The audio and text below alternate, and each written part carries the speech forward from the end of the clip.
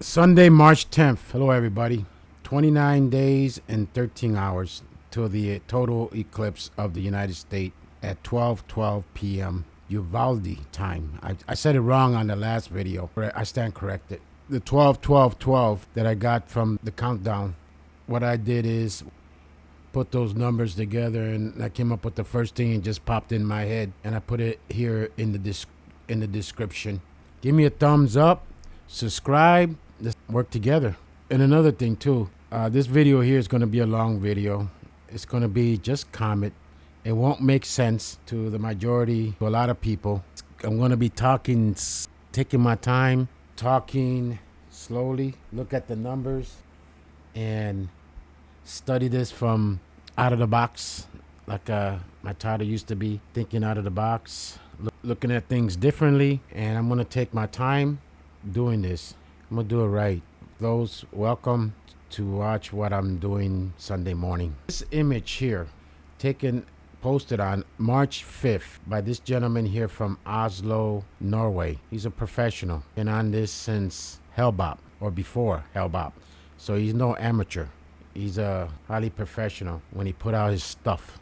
And here he describes the yin and yang still like a yin and yang. So that we look at the comet, take a little closer this time. I could zoom. You could look. He put that little dot there just to eliminate the core, the nucleus, so we could get an idea what he's the outer. Let's look at photo 1. Okay, so you can see it right there. Let me zoom in. Okay, you can see it barely right there. Let me get the pointer. Right there. You see how it turns around like a yin and yang. You can see it right here. What I gather is, as it's venting and turning, the comet is rotating, right? And if we could, right here, where the vent's at. So when the vents gets towards the sun, like right here, when this face here, that's where we've been getting those 15 days by the BBA estimate, those outbursts. So it's basically rotating like a yin and yang, and it looks like a yin and yang. On the third image, you can clearly see it right here. Let's take a closer look. Yeah, it looks like a yin and yang. There's the dark, and there's a spiral right there. And we can see the outer shell influence right here. But it seems to be, well, inconclusive data, insufficient data. But you can clearly see a yin and yang. Okay, in this image, let's see what we see. Okay, this one's a little more, you can see it right here, barely. I have seen such spiral structures before in other comet. For example, Hellbop. So he goes way back to Hellbop, same time period that I started, when I looked up and started this journey with comets. So we're talking 1990s. We're talking over 27 years, give or take. But there's more. It's not only him. In this image here, this is from Facebook. Let's zoom in. You could also see the yin and yang spiral. This comes from John Gabriel Bach. And I know, sorry if I'm mispronouncing that name.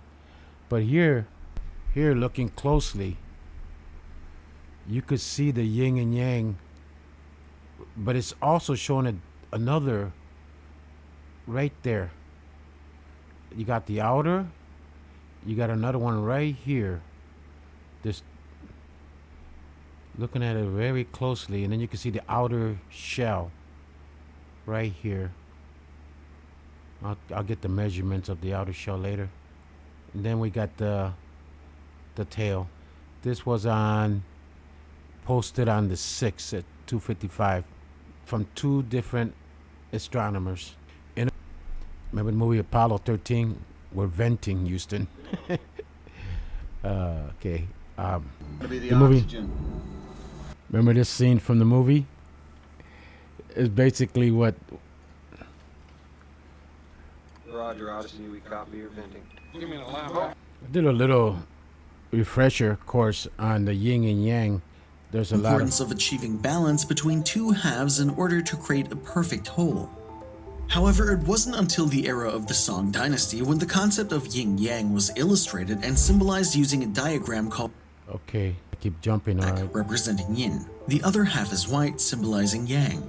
Both halves are intertwined in an endless spiral, as if one side is always chasing the other. Okay, so basically you have to This is to illustrate that there's always a little bit of yin in every yang, and vice versa. Yin-yang symbolizes the concept of opposing ideas and forces. Elements of yin-yang come in opposing pairs that complement each other. Okay, gotta keep pausing because you know what? I'm probably gonna get hit anyways. And the nature of yin-yang lies with the interplay of these polar opposites. You get an idea what the comet basically is showing us, the balance. But there's more. I think it was 2 videos ago. I should also show this symbol here, this symbol right here, which has a lot of history to it. All these videos I post, this is a little history of this. Dawn of civilization in Europe. The Triskelion consists of 3 interlocked spirals of equal size, connected at the Triskelion. center, and oriented either clockwise or anti-clockwise. Traditionally, the spirals are simple and straight. Now you see these spirals all over the West with the Native Americans. I think it was Carl Crusher, YouTuber, did a lot of studies on this. This is a symbol that you see a lot of written stones, hieroglyph, I forgot the name, carvings, all throughout Native American and South and around the world, basically. And there's a lot of history on that too. You see it all over the world. Especially in Gothic churches that flourished throughout Europe from the 13th to 16th century. You see it all over the place. Triskelion itself comes from the ancient Greek term for 3 times. 3 times. Because the Celts placed major significance on the number 3, Not only them. Okay. human existence, birth, life, death. The 3 realms, heaven, earth, damnation. The 3 elements that was believed to make up the world, earth, water, sky. Some other triplicities There's one. ascribed to the Triskelion include father, mother, and child, Let's pardon. power, intellect, and love, Okay, let me put on pause for a second. creation, preservation, and destruction. Okay. That one hit a tune. Spirit, mind, and body. That one too. In addition to these, since the late Middle Ages, the Triskelion became associated with the Christian faith and represents the Holy Trinity, The Holy. the Father, the Son, the Holy Spirit. Okay, I'll leave the link down below. Wow. That's heavy duty, isn't it? So the last time he saw something like that, I mean, it's not showing it's showing mostly the yin and yang, but it's starting to show a little closer. I saw a little closer. I don't know what you guys saw or seen. Wow, this is heavy duty. Wow. Like I said, comets are messengers, harbingers, omens, signs, and there's a long list of other things too. Okay. There's more data. There's more data. I just got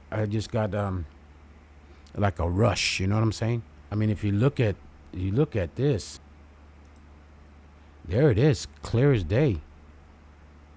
But it goes outwards too. It's showing 2 patterns. This picture visualizes the yin and yang. Here's the white, here's the dark, and the outer shell. There's the dark, and here's the white. Wow, amazing. Now slowly I'm putting this together. All the comets. Going doing some re-education. Now I got time. What was it that I wanted to show? Okay, I already showed that. It's 30 kilometers, so the mass is bigger. It's bigger than Halley's Comet. I already talked about the electric Thunderbolt project. Okay, the Moab, that's the closest it might get to Earth, 16.7 million miles, because you unknown factors, you know. Okay, here's what I wanted to show. The last, let's see if they updated it. Hold on. Okay, checking, see if they updated. No, they still got it March 5th. So this information is 5 days old. Here's the Moab that I talked to you about. Okay. And 0, so it's okay. This is the numbers of observation, all types used in FIC. So it's now up to 7,168. 7,168. Why is this important? Okay, why is that important? Because in July 29th, which is not even a year, it was only at 1,440, and it first observation was in 1953. That's when they first started observing it and categorizing. So it has jumped tremendously. Okay, there's the March 5th, 5 days old. And here is the top. I put it together simpler. I might be missing one. I might be missing Tuttle. I don't know. But this is what I have. The all-time observation, this is important, read between the lines here, was Halley's Comet, 7,428. Comet 12P now is in second place with 7,168. Comet K2 was 7,075. So it's in second place. And there's a whole bunch of others. Isons, Ellen, Hellbob, McNutt, Lovejoy. I could go on and on. Panstar. On and on and on and on. Hundreds. So to make it to the top two, with the data being 5 days old, approaching spot number one. I could be wrong, but it's approaching spot number one. So in other words, all time observed comet. And where we had Ellen, we had Ison, we had the Spitzer spacecraft, we had Hubble, we had all the observatories, we had all the spacecrafts you could think of, Stereo, Soho, everybody. There's so many other spacecraft that I missed out. The one that landed at Rosetta. And no images, no close-ups. What's that tell you? 12, 12, 12. And the degrees. Okay, regarding the degrees. And also you got signs. I thought this was a... but I checked it, and it's a real image that came from Soho back in February 12th. I think it was Valentine's. Then I talk about other microscopic. Now I was looking at the sky, and I paste this here. It said Comet 12P is also known for being probable parent body causing the Draconid meteor showers, which is an October event. There's more information here in the sky. They put that information. That's new added information. There's so much. So the distance between, the orbital plane distance, just estimating, it's about, let's say the closest, we're just doing the orbital plane between Venus and Earth, not the planets, the orbital plane. It's 24 million miles, 38 million kilometers. Why did I bring that number up? Because this site right here, highly recommend it. I don't want to put a link because last time I did that, it went, I got banned because it went to a site that wasn't supposed to. So currently it's a 6 magnitude, they have it. But if you look at number 2 right here, to imager, the tail is 3 degrees long. Okay, so they're estimating the tail to be 3 degrees long.